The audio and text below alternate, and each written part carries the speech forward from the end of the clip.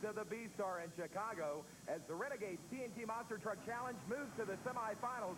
Dennis "The Menace" Anderson and Gravedigger against Carolina Crusher and Gary Porter, a classic matchup. These two guys are after each other. This could be one of the best matchups of the year. One of my questions have already been answered. Look who's in that left lane. Porter, qualifying time helped him, but look, Porter goes out. He's going to advance. Richard, that's got to be considered an upset.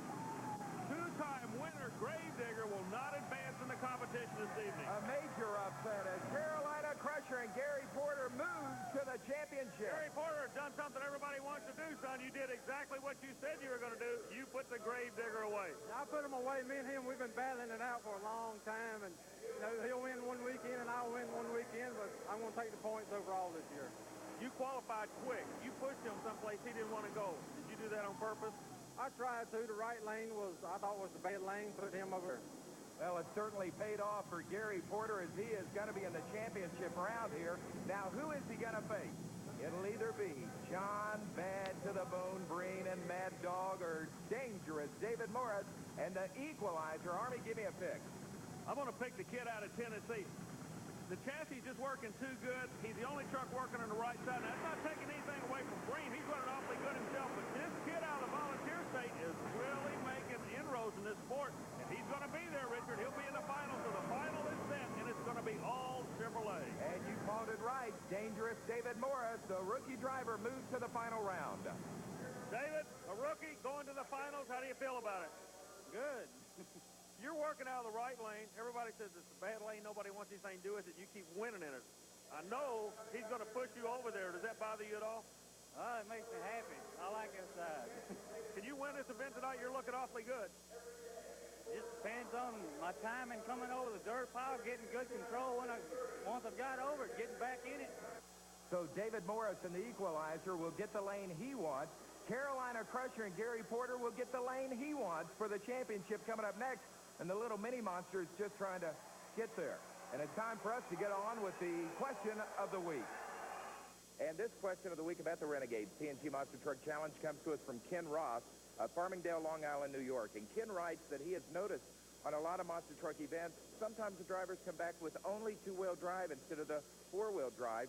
And he'd like to know how important four-wheel drive is to have on these 4x4s. I have with me Starvin Marvin Smith of the Stomper Chevrolet. And first of all, Marvin, you don't look like you're starving. But second of all, how important is four-wheel drive? Rich, I think that the four-wheel drive on your vehicle is the second most important thing on a truck next to your brakes. Because without four-wheel drive, you have half your control gone. The truck is actually operated off the gas pedal. And without that front-wheel drive to pull you back out of your downward motion, the truck will just proceed right on over. So it's very, very important. I know recently I was doing a qualifying round, and I hit the cars, and I went up, and I missed the cars when I came off of them, and it went completely over. It was 6% past the point. It was going over. So I just turned the wheel and throttled it, and with the help of the four-wheel drive and the back tires and the front tires pulling, just flipped me right back up again. It actually brought me completely up.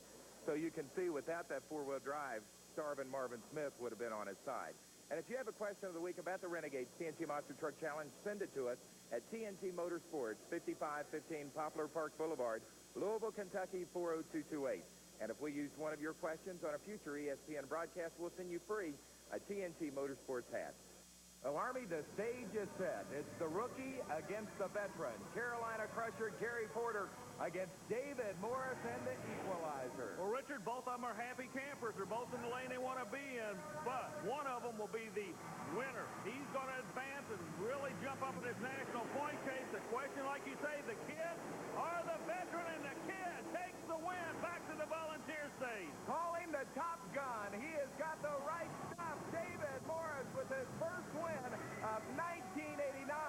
This will move him up further in the national point standings as he is chasing Dennis Anderson and Gravedigger. Richard, it's amazing. This kid out of Tennessee has opened a lot of eyes. 1989 is going to be a great year for monster truck racing. Well, that's going to wrap it up from Chicago. For Army Armstrong, I'm Richard Leek. We'll see you again on the tracks across America.